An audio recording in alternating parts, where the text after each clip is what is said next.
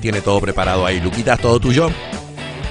Ok, bueno, hoy es un día especial para mí. Hoy es un día donde el cielo se acerca a través de un ángel, an angel, ¿ok? Una persona que admiro muchísimo porque tiene una voz, una garganta, una voz, un poderío, una manera de componer que me transporta, me lleva a esas canciones maravillosas, una rítmica excelente, una música que está acá en mi corazón. Es increíble la cantidad de temas, de canciones que me gusta de esta mujer. Tengo algunos de sus discos, ok, no tengo el más importante, que me dijo, ¿cómo no tenés el más importante? Ahora vamos a hablar de eso, pero tengo nada más y nada menos que una de mis cantantes favoritas, y encima ayer me demostró que es una excelente persona, impresionante persona, que es nada más y nada menos que Lee Aaron. Lee,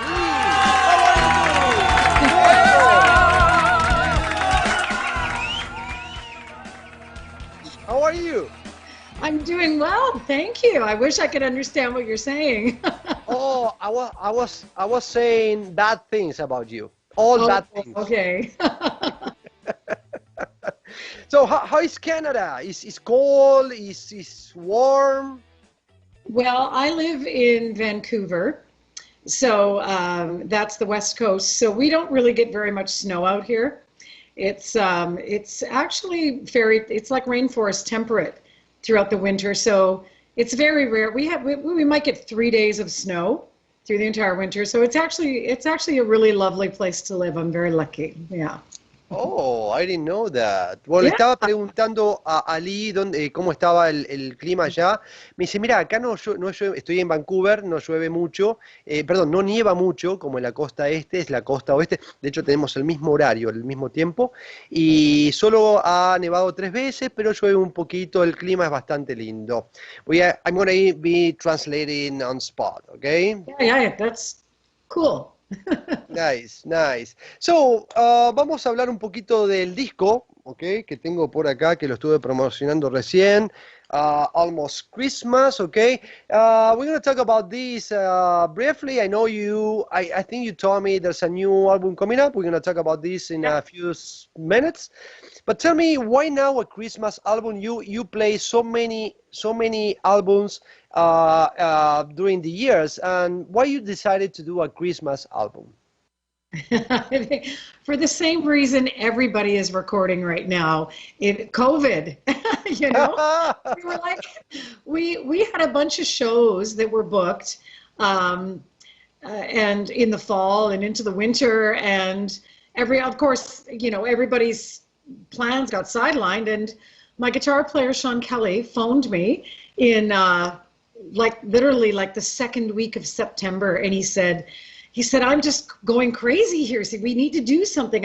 We had already started recording our new album, which is coming out in June, by the way, of this year. I can't tell you the exact release date yet because it's getting announced this week, but it is coming out in the spring, late spring. But we'd already started recording, but we had finished all of the tracking and we're getting ready to mix.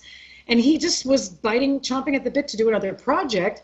And he said, hey, this is a crazy idea.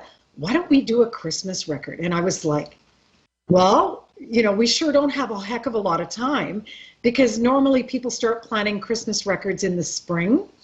But it was really, really fun. It was a wonderful way for me to connect my band family again. And so we all have home studios that are world class.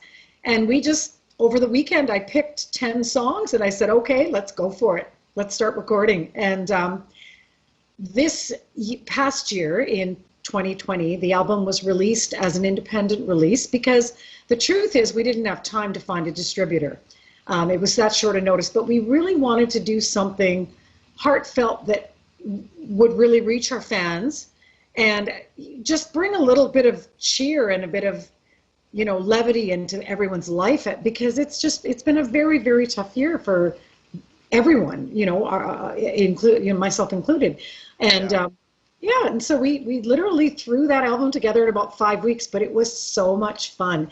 We didn't have the energy and the time afforded to us to be really, really nitpicky about everything. So it's like a straight up pure rock and roll record, you know. Yeah, I saw. Yeah.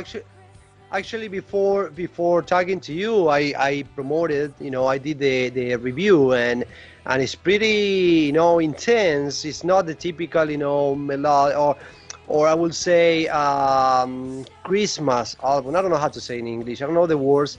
The typical Christmas songs, you know, like. Yep. So let me translate a little bit, please. Yeah, right, sure. So, te pregunté a qué se debía de sacar un disco de navideño, y me dice, mira, la razón fue el COVID, ¿no? Estábamos todos, obviamente no estábamos tocando, estábamos trabajando para el nuevo disco que va a salir en junio de este año, pero vino John y me dijo, John Kelly, que es el que toca la guitarra ahí abajo, y me dice, ¿por qué no hacemos un disco es una idea loca, pero por qué no hacemos un disco navideño? Y por lo general los discos navideños se empiezan a gestar en abril, pero esto era septiembre, y bueno, ella eligió 10 canciones, creo que son 10 canciones, y bueno, se las pusieron a tocar, lo sacaron de manera independiente, porque no tuvieron manera de, en tan poco tiempo, de buscar una distribuidora, así que está de manera independiente, lo pueden conseguir solo en leearon.com, y bueno, se pusieron a tocar, hicieron el video y todo, y ahí está, mientras siguen trabajando con el nuevo disco. El disco es bastante fuerte, como yo lo comenté hace un rato, no es el típico disco de villancicos. No sé la palabra villancicos en inglés cómo será, pero carol será la palabra, no sé. Fiso, si andás googleando por ahí, the typical Christmas music is called carol, by any chance? Yeah, Christmas carols. Christmas carols. Oh, okay, I remember now, because I didn't remember how to say that in Spanish. Is villancicos, okay? Anyway, yeah. So also, you when you picked up the songs, why you picked up the ones you chose? ¿Por qué elegiste las canciones que elegiste? Well, as you are aware, and we talked briefly yesterday, my husband has a massive music library, and so I have an encyclopedia of music to choose from. So he and I sat down for the weekend and we just started going through. We started in the A section, and we just started going through songs. And whenever I landed on something, like, I didn't want to make a Christmas album that, nobody really needs to hear Lee Aaron sing Silent Night. You know what I mean? Again, or Oh Holy Night, or, no one needs to hear, because everybody does those songs. Yeah. And I think people are a little bit sick of the same old Christmas songs getting rehashed over and over and over again. So I said when Sean had phoned me, I said, if we're going to do a Christmas album, it's got to be different. It's got to be a real rock and roll Christmas record. So I chose songs that just resonated with me when I had never actually heard the Mark Everett song. It's the opening track on the Everything's Gonna Be Cool This Christmas. That is Mark Everett from the Eels. I'd never heard that song, and my husband played it, and I said, that is a cool song. I want to cover it. Whereas the Pet Shop Boys tune, it doesn't. I love that one. Yeah, we did the video for it. It's a lesser known Christmas song, but a very, very cool Christmas song, and no one has really covered it. So we thought, hey, why not, So we just tried to make a Christmas album that wasn't the typical Christmas fare, right? So that it would be interesting for people, and then it might be interesting for people to buy year after year. When you make a Christmas record, it's evergreen. That's what we like to say, right? It's evergreen is a tree that grows perennially, right? Year after year after year. So, we just thought, well, we'll make a Christmas album that hopefully will have longevity appeal. And the interesting thing, we just wrote 2 brand new original tracks for, the re-release is coming this Christmas. Almost Christmas will be released again with 2 bonus tracks for 2021 globally on our label, Metalville, out of Germany. Rough Trade distribution in Europe, Amped in North America. So that's very, very exciting. And the tunes are done and they're being mixed right now, and they're original. So it was fun to write a couple of new Christmas songs as well. So sweet. Lo que me estaba diciendo es que eligió los temas, ella tiene el marido John tiene una colección inmensa de discos, de CDs y de películas, decía ella, ayer te mostré un poquito mientras charlamos, y claro, elegir temas, imagínate, son millones de canciones que uno puede elegir de Navidad, y bueno, elegí las que más me resonaron, los que más me conmovieron de alguna manera. Obviamente descarté las canciones que todo el mundo versiona, quería hacer algo realmente más original, más selectivo y no hacer lo que todo el mundo versiona. Por ejemplo, eligieron la versión de Pet Shop Boys, que les pareció interesante. Ahí mencionó también los Eels, si no me equivoco, que hizo, mirá qué lindo, qué bueno eso. El tema es que este disco va a salir este año, a fin de este año, con 2 canciones nuevas, 2 temas nuevos, ¿ok? A través de Metal Bill para todo el planeta. Así que estén preparados porque ya está esta versión y está la nueva versión que va a venir en cualquier momento. Así que vamos a preguntarles un poquito quién ha sido involucrado en este álbum. Who was involved in this album? Just you four? So yeah, well, no, there was a fifth person involved named Frank Greiner. Let me explain. So myself, Sean Kelly, my guitar player, Dave Reimer, my bass player, John Cody, a drummer, who's also my husband and the father of our 2 wonderful children. So we are the players. Basically, we cut our tracks remotely, but everyone sent them to me. And I did the final editing, and because I'm a little bit of a Logic Pro geek. I mean, I do home recording myself. So I produced it and did the final editing and, pulled the tracks together. But we sent them, there's a gentleman out of Toronto, his name is Frank Greiner, and he's an amazing producer, mixer. He mixed and mastered the album for us. And he also produced the video. We sent our own video footage to him, obviously, because of COVID. We all shot our own footage. We sent it to Frank, and he put it together, and he added all the digital stuff, the lights, and the fun stuff. He's a wizard, so he would be the 5th person involved. He's our mixer master, and he's amazing. He's a really talented guy. Lo que me dice es que, bueno, estaban obviamente los que mencionábamos, está John, ¿ok? Está su marido, John, y está Dave, pero aparte está Frank Greiner, que fue productor del disco. Bueno, el tema es que ella también tiene sabe bastante de computación, entonces produjo el disco, lo armó todo y se lo mandó a Frank, que lo terminó de producir, hizo este video que estamos viendo, así que vendría a ser la quinta persona involucrada. Bueno, I love Everyday People You Stop. I love that song. I think is which one? I'm trying to find it here. Or are you talking about the Rockin' From Home video for Everyday People? Yeah, Everything Gonna Be Cool, right? Oh, Everything's Gonna Be Cool this Christmas. That's the opening. That's the title track. The opening track of the album. The opening track.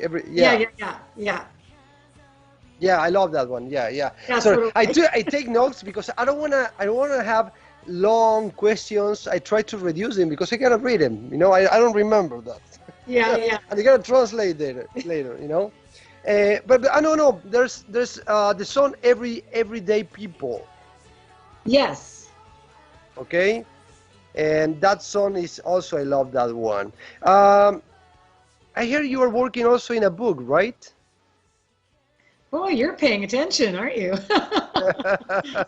Estamos hablando de un disco, de memorias.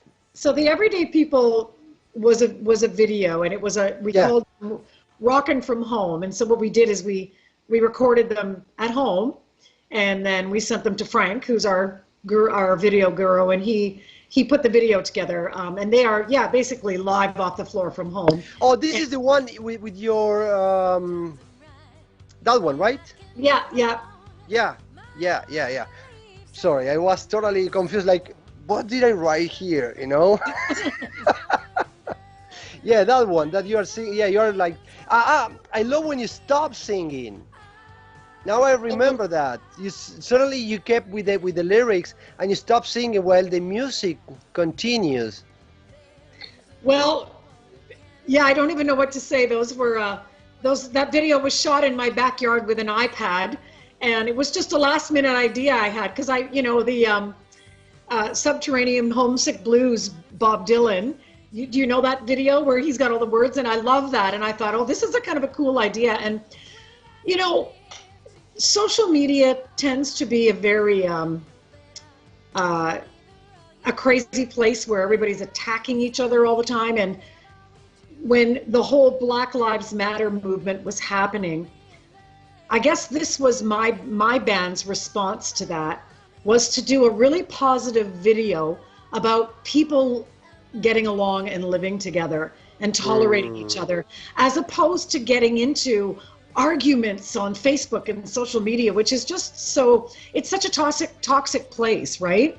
Yeah. And so we decided what we would do is we would do a video that was about social justice and about living together, and hopefully that message translated got across to people. Good. I'm enjoying seeing you. Bueno, I'm going to explain my mistake here too. El tema que le estaba hablando de Everyday People, que es otro video, me anoté cualquier cosa y bueno, el tema es que este video en un momento para de cantar y me gusta que la música sigue, ella sigue como bailando, se escucha a ella cantando. Es algo poco típico porque en los videos siempre se muestra a todos cantando, ¿no? A ver si en algún momento aparece que se queda como no moviendo la boca, es el momento, aunque no, lo estamos escuchando un poquito de fondo. El tema que me explicaba Ali es que el tema de social media, este es un video que ella lo grabó desde su jardín, es una versión de, bueno, ella hablaba del tema de Bob Dylan, que tiene una versión con pajaritos y todo, le pareció cool hacerlo así, y que, claro, con esto de los medios sociales, social media, del tema de los negritos, de los morenitos que mataron a que todo ese movimiento, fue grabado más o menos en esa época, y resulta que ellos querían mandar un mensaje positivo donde volver a conectar un poco a la gente, que la gente deje un poco el odio de lado, que haya más conectividad. Es algo, los canadienses, eso ahora se lo voy a decir ella en inglés, mi experiencia, los canadienses son gente muy positiva, con una onda terrible. Hasta ahora un solo canadiense ha tenido un pequeño altercado chiquitito que era un compañero de trabajo que lo solucionamos rápido, pero toda la gente de Canadá hasta ahora tuve excelente experiencia. I was saying in Spanish, I was adding what you said, is that all my experience with Canadian people were amazing so far. I have just a little misunderstanding with one guy one time, which obviously doesn't represent there's bad Canadian people, good Canadian people, but mostly they are very cool, they're really cool with it. And I think we're pretty cool. yeah, you are, and this video, I relate that with this video and you also. Okay. And I was talking about you about the memoir. Right, yes. Vamos a hablar del libro. So, in January of this year, I, figured if COVID was going to continue, I had to rethink my plan for the year because it didn't look like we would be doing any summer shows. And, so I decided two things in January, and that one of them was that I would start a little Instagram series called Ask Lee. And actually that was my husband's idea. He just said, hey, like Steve Forbert, he likes Steve Forbert a lot. And he said, Steve Forbert is doing this, and fans are writing in questions, and he's answering them. He said, you could do that. He said, because fans are constantly emailing management and emailing me and asking things. And I thought, it's probably a great idea. So I started that. And then the number two thing is, years ago, when my kids were really, really little, I started writing some blogs and ideas down for a book. But obviously when your children are little, all your creative energy is spent on them, right? So I only had dribs and drabs. So I pulled all that stuff together and thought, okay, this is it. I got to start writing a book. I just have to do it.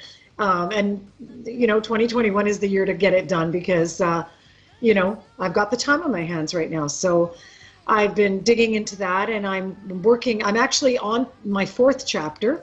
So yeah, it's hard though, you know, I have so many stories about being on the road and you know, involved in music and funny things and memorable things, but it's getting past those first few chapters of your childhood, because everybody kind of wants to know, you know, how did you grow up? What was your family like?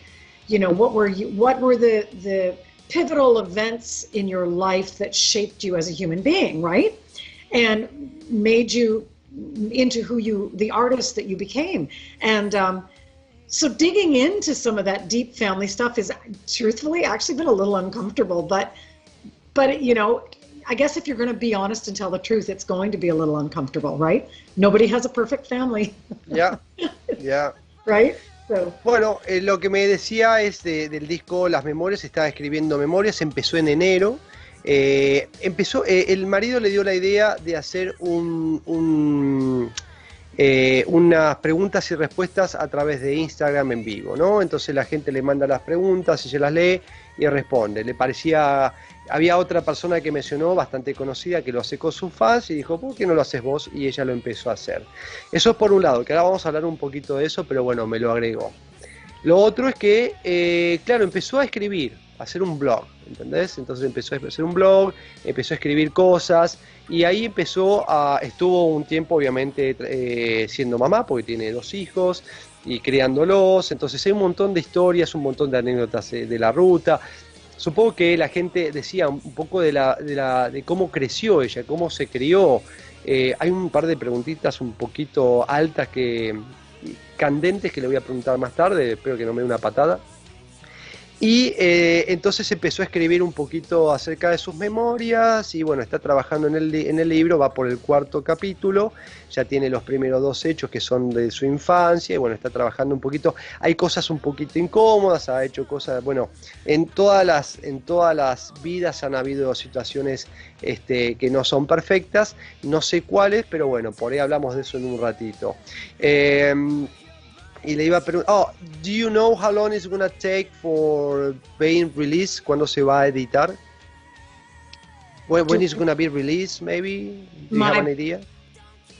The book? The book. Yeah. Oh, well, I have to finish it yet.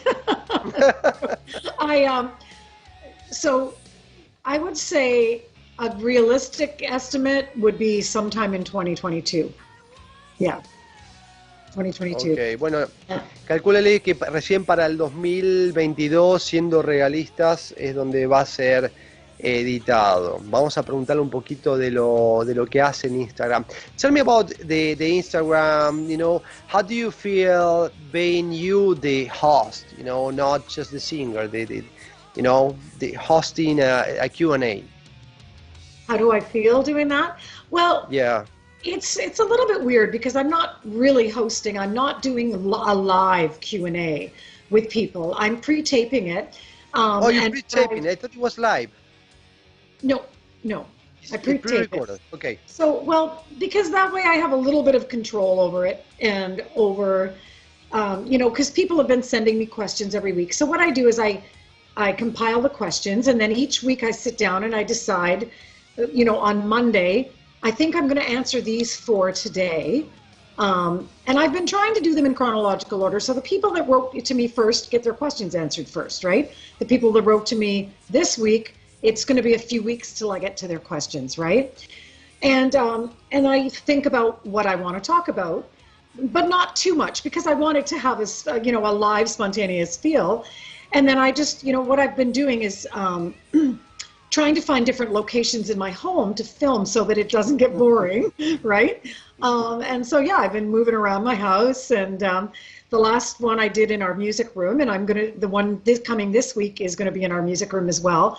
And and I just try to think of some fun things to talk about when I'm answering these questions. And but I do read the questions live when I'm recording, and I do give people a shout out, hey, whoever it is that's written in, I go, hey, Bob, thanks for writing in and asking this question. And it's interesting because someone asked me last week, if I would consider doing something called Cameo.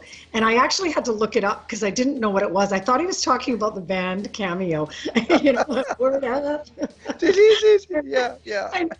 I actually really like that song in the 80s. But and I saw that, I mean, I guess it's really hard for artists right now. So, you know, if artists are selling their shout outs to people for money, you know, times are tough, right?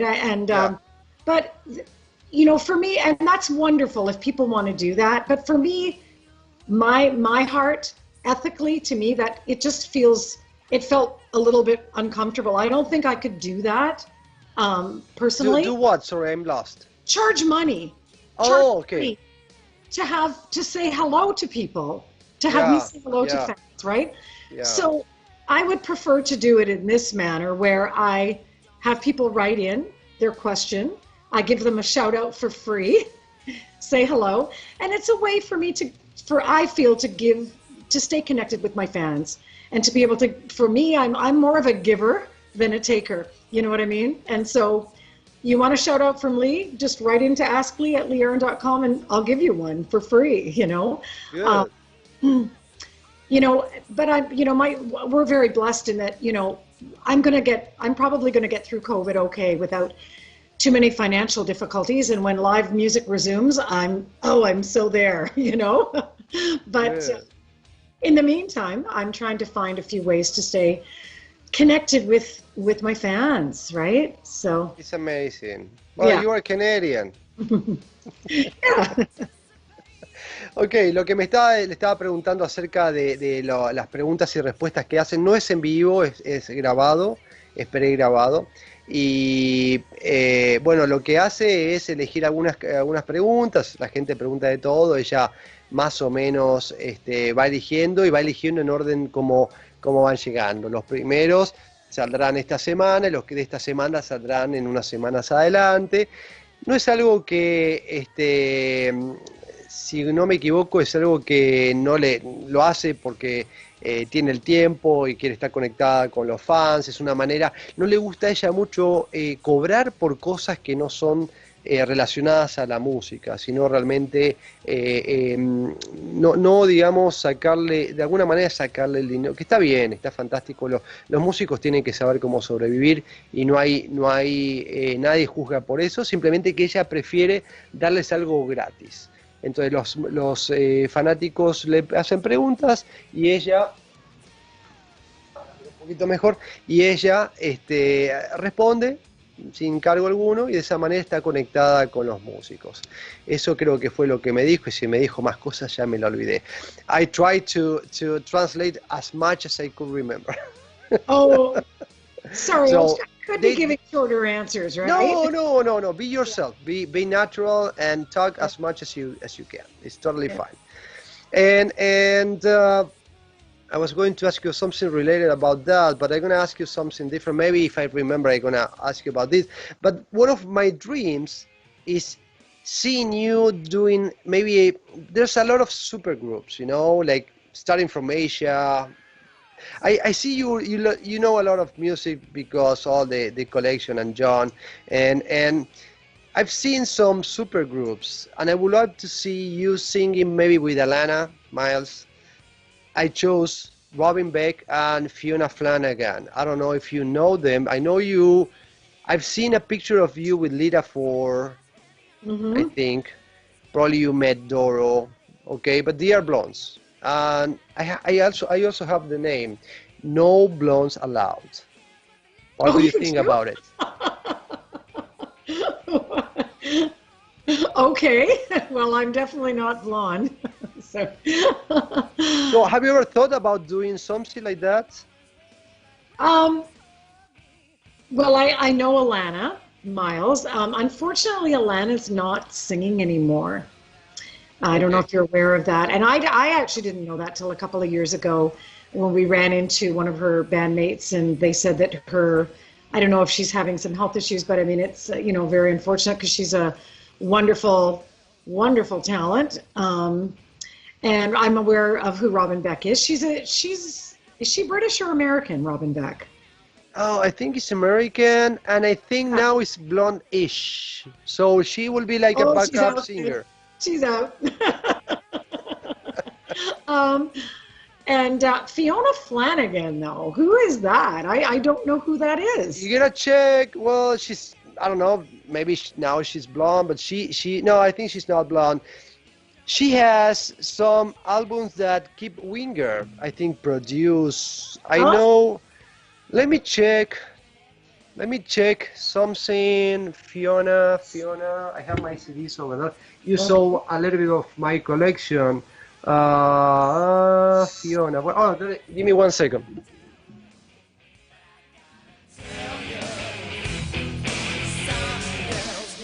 So I love this song. You do? Yeah, this is Randy. So Fiona, this is Fiona, and I think, Oh, you mean just Fiona? well, if I say Fiona, it's I hard to know who find it. Fiona Yeah, is. just Fiona. Yeah. Oh, you know who's Fiona? Yeah. Okay. Okay, yeah, she Awesome. was like out in the 80s as well, right? Yeah. Yeah. Yeah, I love it. I think she had a fairly large following in Europe. I truthfully have not been following her for years. Is she still active in making records? I think she did something not too long ago, which is this one. She sent me this one. And 2011, so yeah, 10 years so far, but who knows? Maybe Yeah. I think she's still doing something, I think. Oh. But what about the fact of doing a super group? How will you feel about being part of a, it doesn't have to be all girls, but different musicians? Um, well, that's interesting because, this is something that record companies always used to talk about as well, putting Oh, together a super group. And at one point in time, I don't know if you're familiar with some of my musical diversions in the 90s, but in 1995, I actually brought up Knox Chandler from the Psychedelic Furs and Reeves Gabrels from David Bowie's Tin Machine to oh, play on my Emotional Rain record in the 90s. And people were kind of calling that sort of like the super group of guitar players, oh. And This one? yeah. Okay. So Reeves Gabrels from David Bowie's Tin Machine and Knox Chandler from the Psychedelic Furs both played on that album. And then the album that I did after that, which was a commercial failure, but an artistic accomplishment, I would like to think, was the Too Precious album. I don't know if you're familiar with that one. Do you have that one as well? Let me check. It's called Too Precious. Too Precious. Yes, yes. You I have have it? it somewhere. Okay. Not So, here. Somewhere, maybe in Argentina, or maybe. so I joined up with a sort of a grunge supergroup from the West Coast. At that time, I was living in Toronto, called Sons of Freedom. So they were very successful in Canada.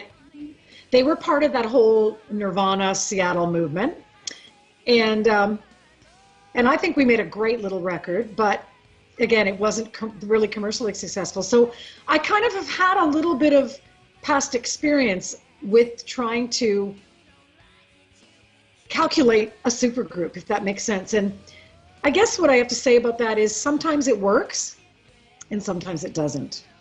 Because, I have spent a large part of the last decade of my life, well, the last actually 15, 17 years of my life, trying to find the perfect group of musicians to work with in my band. And so my husband I first fell in love, not with my husband, but with his style of playing, because he kind of plays behind the beat. I don't know how to really describe it. He's very different than Randy Cook's style of playing. Randy is a fantastic drummer, but he's different. And so I really sought out people that I really stylistically loved what they did. So to me, maybe this isn't the answer you were hoping for. I feel like I have my supergroup. You know, Nice. Sean Kelly used to play with Nelly Furtado. Are you aware of that? Crash Kelly. I'm aware of Crash Kelly. Crash Kelly. Well, Sean Kelly though, and Oh, you should on know this Helix. because Latin America, he was Nelly Furtado's guitar player Oh, for Nelly many, many Furtado. years. Yeah, Nelly Furtado. Yeah, Yeah, I know Nelly Furtado as in Spanish Furtado, which is right. So yeah, I played with Nelly, and my bass Crash- player. yeah. Go Dave. ahead. Dave played with Barney Bentall and Bryan Adams. Wow. And of course, John has played with a variety of people. He played in Bachman Turner Overdrive, and as well as Prism. Prism. Yeah. But he also played in Alex Brown's big band. Like he plays in big, like Gene Krupa style, right? He can play Wow. anything. So I feel like I have my super group, you know? Yeah, yeah. I was thinking if it's no blonde allows John, who should be dyed black hair like every singer, to join Kiss and be part of the like playing like the cat. You know, Eric had to be he's blonde and he had Yeah. to. So Okay, John, well, I'm going to tell him that you say no blondes allowed and he has to dye his hair. yeah, yeah. Well, estábamos hablando un poquito, le estaba preguntando acerca de qué onda hacer un supergrupo, ¿no? En especial con cantantes, pero bueno, un supergrupo que tuvo una experiencia en los 90, bueno, con el disco que estaba mostrando acá recién, ¿ok? Acá de acá, y que han participado músicos de Teen Machine y what was the other one? The guy from Teen Machine, and the other band was Psychedelic Furs. The Psychedelic Furs, ¿ok? Uy, qué banda esa, great bands. Y bueno, tuvo un poquito de experiencia, después hizo otro disco un poquito más grunge con otros músicos muy conocidos en la costa este, y que no tuvo ninguna relevancia, no funcionó comercialmente, así que dentro de todo tuvo una experiencia un poquito con hacer supergrupos, y que se dedicó estos últimos 10 años en tener realmente su super banda, ¿ok? Donde obviamente describimos a Sean, hablamos de Dave, hablamos de su marido John. Me explicaba un poquito que John tiene una manera muy diferente de tocar, sigue un poquito la línea de Gene Krupa, que aparte de enamorarse de él, se enamoró también de cómo tocaba, y que bueno, todo eso le llevó a tener la banda que tiene ahora, que es su super banda, con gente que ella toca y se siente confiada, se siente apoyada. Creo que traduje bien todo. Y me preguntó si tenía otro disco, que no lo tengo. En realidad me dio vergüenza decir. I felt ashamed saying no, I don't have that album that you asked. Okay, I said I might have it. If you ever have an extra copy. So let's talk about how do you deal being a mother and a rock star, something working between that. ¿Cómo te manejas entre ser mamá y ser una rock star? Well, it's interesting that you asked that, because people don't usually ask that, but it's less of a challenge now. Like our children are mid-teens. My son is 15 and our daughter is 16. But when my kids were little, it was really challenging, I have to say. And so what happened is that between 2004, when our daughter was born, until 2016, I didn't make a studio album. Yeah. I was too busy being a young mom, right? All my creative energies were going into, raising our children. And now I did do some live shows during that time, but very select. I basically called my agent and I said, dude, only phone me when it's the highest paying shows, because it's not worth it for me to walk out my door otherwise, right? Yeah. And I see you're playing the Tomboy video here in the background. So I decided to make a studio album when our daughter was around 10. because I think my son was 7, our daughter was 10, and they had finally gotten to the point where I could throw them into the backyard on our acreage and not have to worry that they were going to, fall out of a tree and hurt themselves. Like, I could actually leave them for a couple of hours to play out there without wondering that they were going to injure themselves or something, right? And so at that point, I was able to start writing songs again. But, we have a very, very musical house, very, we like to involve our children in all aspects of the things that we do. We don't bring them to every live show, but we've brought them to a lot of live shows. It's very common for them to see, long-haired guys dragging their equipment in and out of here, and we have a rehearsal studio here. They're used to people being almost camping out here for 3 days while we do pre-production for an album. So they're surrounded by music. They are used to me locking myself downstairs in the studio and recording now. My old Macintosh and my old software program, I've set my daughter up on it, and my son is now wanting to learn. So they're very interested in learning recording as well. So the Tomboy video that you just played, my daughter and my son both went to a fine arts public school. They were both involved in fine arts. So when it came to the Tomboy video, which was a song that I wrote for the 2016 album Fire and Gasoline, I thought, the song was all about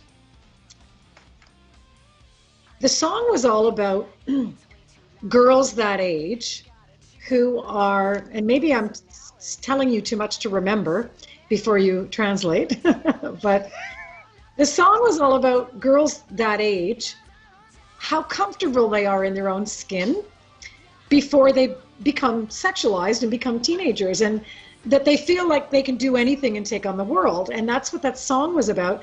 So I had this crazy idea, why don't we get all of these young girls from your fine arts class to pretend to play instruments and be my band, because it's all about young tomboys.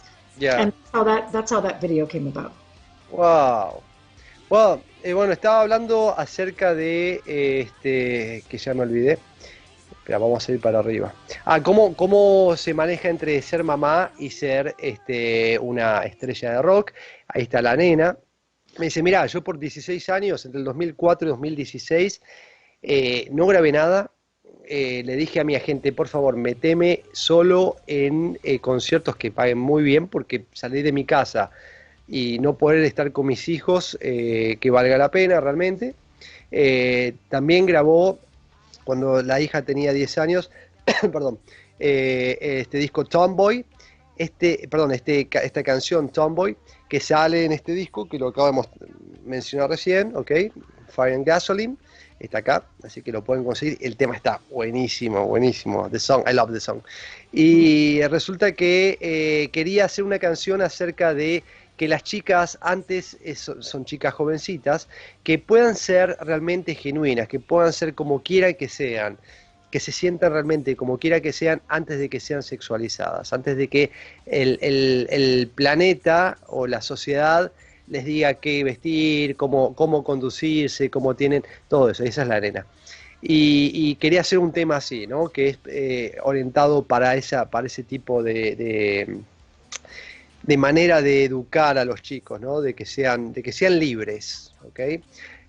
Todo lo demás que lo que me dijo ya no me lo acuerdo. Fiso, ¿vos te acordás de algo? Si vos de repente te acordás de algo que quieras meter, me avisás, ¿ok? Porque a mí se me escapan algunas cosas. Ok, no problema. ¿Está bien? No problema. Está bien.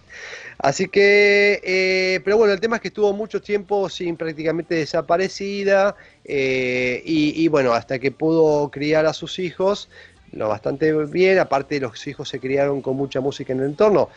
John tiene una colección, ahora vamos a hablar de John, pero los chicos tienen muchísima música. Le voy a preguntar si a ellos les gusta el hard rock. I assume your kids like hard rock music, right? Well, our son does, yes. His favorite band in the whole world is Green Day. He loves Green Day, and he actually really likes punk rock. I took him a couple of days ago up to the local record store, and he got Nevermind the Bollocks by the Sex Pistols on vinyl. So there Wow. you go. And our daughter, she's very musical as well. She's involved in musical theater. She's got a wonderful voice. She's had a lead role in, she was Wow. the lead role in Beauty and the Beast a couple of years ago. She was Belle. She was so good. It was such a proud mom moment for me. I have to.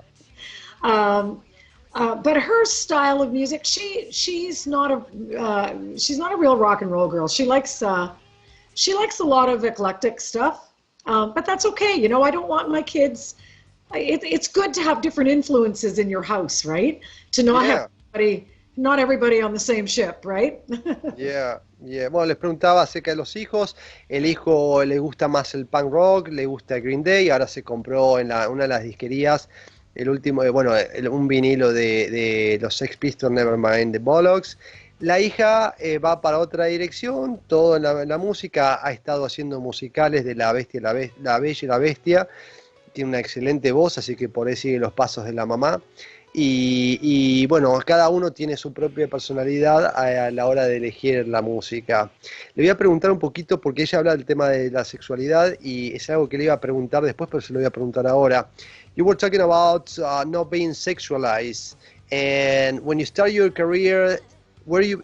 I think I've seen an interview that you mentioned that you were a little bit pushed to be sexualized.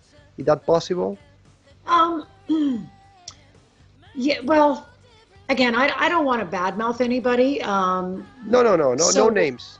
no, so you know, when I was a young girl, I got basically signed with my first management when I was like, I think 17, turning 18 years old. I was a very young girl, and I was really not.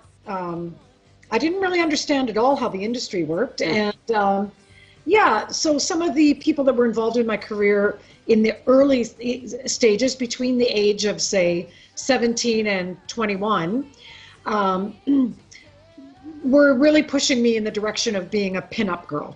You know, they were like, oh, you know, she looks pretty good. Let's capitalize on that. And Mm. but then there were, yeah, definitely some photographs that I was really uncomfortable with in the end. What I found is that, you know, because I grew up being very serious about music. I was very involved in musical theater. I was entrenched in, you know, I knew all the Tin Pan Alley writers and that material and Broadway musicals and jazz and blues.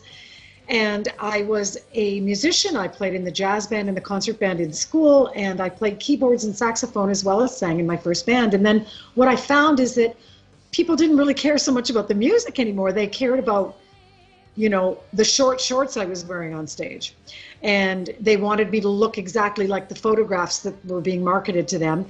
And so at that Mm. point, yes, I have to say, it started to become super uncomfortable. You know, if you want to, if you're, don't get me wrong, it's like I'm not super old fashioned or anything, but I feel that you can project sexuality and power in a way that isn't over the top or isn't really overt. Does that make sense? Yeah, it can be You know, there, but it's not something that without that, you know, the person will not have value.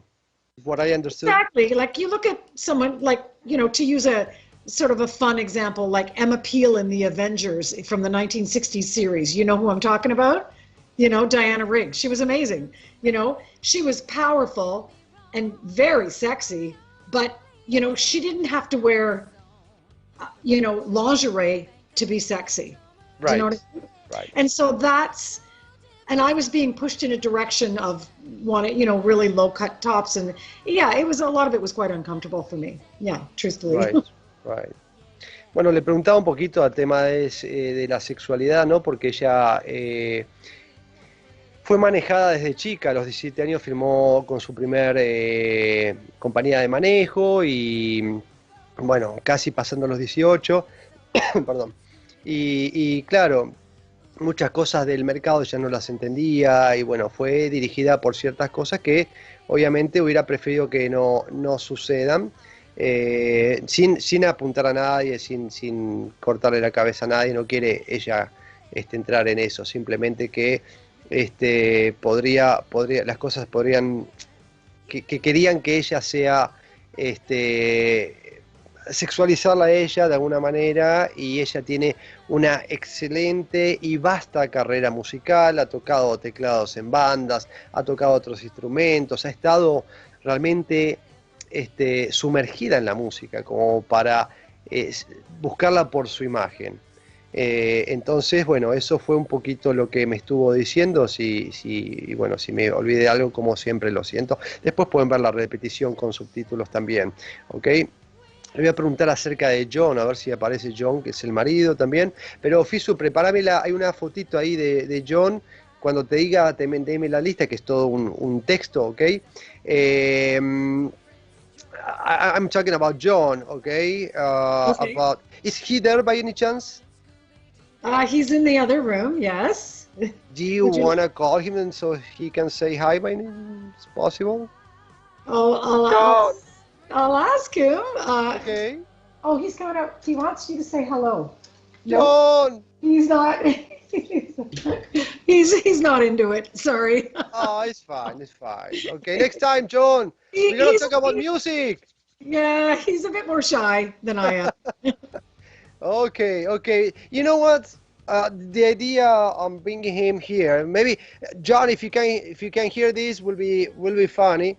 I was trying to know you better, okay? Yeah. And I found this website called datingcelebs.com. And Fisu, ¿tenés la foto? In this picture, we found out that John is 113 years old. He's your husband, because say about the relationship.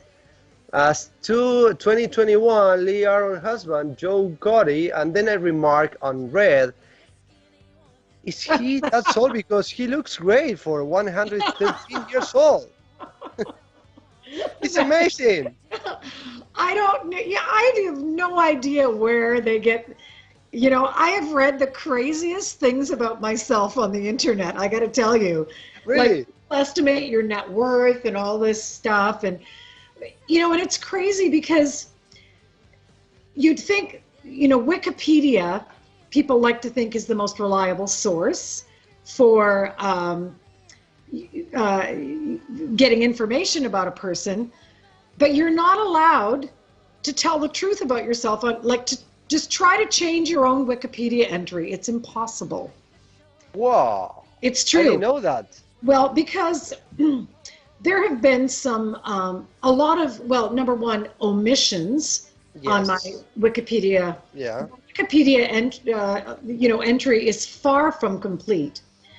It doesn't talk about, my biggest hits really in many, it focuses on areas that aren't important, and leaves out a lot of valuable information that is important. And my web guy, who's my web administrator, has tried on multiple occasions to go in and just add more factual information on Wikipedia. And someone takes it down. The Wikipedia police take it down immediately. I don't know. That sucks. Yeah, it sucks. So just try to change your own Wikipedia entry. It's insane. You can't do it. Bueno, le estaba diciendo que en una página el marido decía que estaba casada con el marido y que hasta lo que va en este año el marido tenía 113 años, se mataba de la risa. Me dice, mira, he encontrado en la internet cualquier cantidad de cosas, un montón de cosas divertidas acerca de mí. En Wikipedia, bueno, la gente se apoya mucho en Wikipedia, pero Wikipedia omite muchísimas cosas, y muchas cosas que son verdades no las permite poner, al punto de que ella quiso poner información, agregar más información de su vida, de su parte musical, y automáticamente la persona que hace el website lo puso, y automáticamente los que están... Los bots, creo que son los que están haciendo eso, lo sacan inmediatamente, así que no puedo agregar cosas que realmente son importantes y que no están ahí. Así que bueno, a todo esto lo estaba llamando al marido porque es el baterista que estamos viendo ahí tocando la batería, ese es John, pero es un poquito tímido. Quiero hacer una entrevista con él acerca de la colección que tiene ahí, de música, de CDs y de vinyls y todo eso, así que la próxima, probably in another show, I have to have John, okay? Tell him, be ready, lose the shyness or whatever you call it, okay? Because I want to talk to him. Honestly, I want to do a show about collecting. I just didn't think you were serious, so I don't think he was really prepared. But I'll let him know that when it comes to the new album, which is coming out, it'll be out by the summer. I'll get him on for part of the interview. Awesome. Yeah. Actually, next time we can talk about this. You know, is John jealous by any chance? It depends on what you mean by jealous. Jealous, like, okay, you are an attractive woman and, you know, also popular. So probably there are people that don't know that John is your husband and they come to the show and say, hey. You're kind of breaking up. Can you hear me now? Se está cayendo, ¿no? ¿Fisu? Sí, estoy tratando de levantarle la señal. Okay. Give me 1 second, Lee. Give me 1 second, okay? So now, maybe we are back. Yeah, we seem to be freezing here. Are you there? Yeah. Can you hear me now? I can hear you, yeah. Okay, good. So, in some shows, hey, I see a ghost coming down, passing by. Oh, that's because we have a very big house from one end to the other, and I have to stay near the wireless internet. So I always have my computer set up here, but unfortunately it's in our main room. So you occasionally are going to see a person running behind me. So totally fine. Actually, this part of the show is going to be in my terrace. Give me 1 second. I got to move to my terrace. Okay. Your terrace? Okay. So, yeah, this is my terrace, okay? Okay. This is how big is my house. Anyway, yeah. So, let me translate. Estábamos hablando de John, que si era celoso o no. No me pudo traducir porque se entrecortaba. So, in concerts, probably guys come out and say, hey, Lee, do you want to date with me? Right? And they don't know John is your husband and you have a family, right? How do you deal with that? Is John coming with a stick like... No, he's pretty, the thing is, every night on stage, when I introduce my band, I always say, Sean Kelly, the wonderful Sean Kelly from Toronto, my guitar player, Dave Reimer, my bass player, played in Bryan Adams, and this guy from Vancouver, and then behind me, the man with the best seat in the house, and also my husband, John Cody. So I always introduce him as my husband. So I like to think it's pretty common knowledge that people know I'm married. I mean, I can't go my entire life being single just for all those guys that live in their mom's basement still. Yeah. I am a swinger. Let me see if my wife... No, I'm not a swinger. No. She will kick me out. So, no, but he's to be honest, no, he's not really a jealous guy. He understands that it's, Lee Aaron is my work, right? Yeah, it's a business. Bueno, le preguntaba si era celoso, me dice que, finalmente dice que no, que él sabe cómo son los negocios, que siempre presenta a la banda y obviamente cuando presenta a la banda presenta al baterista, que aparte es su marido, así que obviamente deja en claro de que está con alguien y no está soltera. Así que vamos a ir cerrando la entrevista. Lee, we're going to be closing the interview, so we leave some questions for the next time. I would like to tell the fans. Oh, I'm missing two things. I have an interview. I have a question from someone. ¿Tenés te mandé el video de la pregunta? No llegó. Ay, lo olvidé. Okay. I would like to ask my next guest, okay, my future next guest, something. Anything that you would like to know is an open question. It doesn't have to be musical related, okay? So whatever you think, I will ask to another rock star. Is up to you. Ah, okay. Your top 5 desert island albums. Top 5 desert island albums. Okay. Say it one more time. Your top 5 albums you would like, if you had to be stranded on a desert island for the rest of your life, the top 5 albums you could listen to for the rest of your life. Awesome. Okay, and now would you like to say a TV spot when we play your songs? This is for X level. Yeah, sure, absolutely. Okay. Oops, let me get in the center here. Yeah. Okay. Hi, this is Lee Aaron, and you're listening to X Level Media. Cool. Awesome. Isu? Perfecto, perfecto. Thank you, Lee. You know what? I am doing this about the artist question not very well because I forget sometimes, but I had the question from Brian Bolmer, so it's gonna be for next time. Oh, okay. Yeah, I interviewed Brian a few weeks ago. We were talking about you because you helped him for this charity event he had like 2 or 3 weeks ago. And curiously, this was the next question for you, but I don't have it ready. So next time, okay, someone will ask you something, okay? Awesome. Well, let's definitely connect. Probably a good time to connect would be the beginning of July. Yeah. Be a good time to connect and talk about the new album. Yeah, let's do that.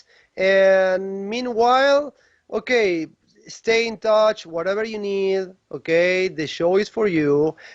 Thank for sending the CDs. Thank you for sending all the CDs I don't have, okay, soon. And let's stay in touch and whatever you need, I'm here for you. I'm your ally. Thank you. Well, Lucas Gordon, it was such a lovely time talking to you, and we'll talk in a few months, okay? Hopefully. And say John next time. He's not gonna miss. He's gonna be here, okay? All right. Bye. Take care. It was a pleasure talking to you, Lucas. Okay? Bye.